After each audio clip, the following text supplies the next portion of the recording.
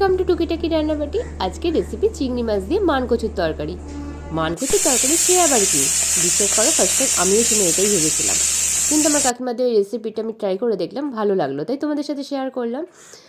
তেলে কালো জিরে নয় সাদা জিরে ফোড়ন দিয়ে তার মধ্যে চিংড়ি মাছটা ভেজে নিয়ে তুলে রেখে আগে থেকে ভাপানো মানকচু আর আলুটা দিয়ে নাড়াচাড়া করে ধনে গুঁড়ো, জিরের গুঁড়ো, হলুদ আর লঙ্কার গুঁড়ো দিয়ে ভালো করে নাড়াচাড়া করে কষিয়ে নিলাম।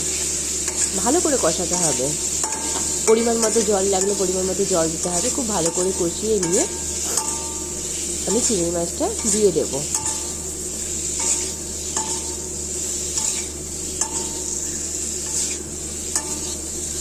অনেকে আলু দিতেও পারো, আবার নাও দিতে পারো। আমি আলুটা ভালোবাসি তাই আলুটা দিয়েছি। মানকচুতে কিন্তু অনেক আয়রন আছে, তাছাড়া সুগার, প্রেশার, অ্যানিমিয়ার জন্য কিন্তু মানকচু খুব উপকারী। ঝোলের জন্য একটু জল অ্যাড করছি, কিন্তু আমি একটু মাখামাখাই করবো, যাতে পুরোটা আলু আর কচুটা পুরোটা কুক হয়ে যায়। এরপর চাপা দিয়ে ওয়েট করব 5-10 মিনিট, মানে 5-7 মিনিট মতো ওয়েট করলেই হবে। এবার পরিমাণ মতো ধনেপাতা দিয়ে গার্নিশ করে নামিয়ে নিলেই রেডি মানকচুর তরকারি।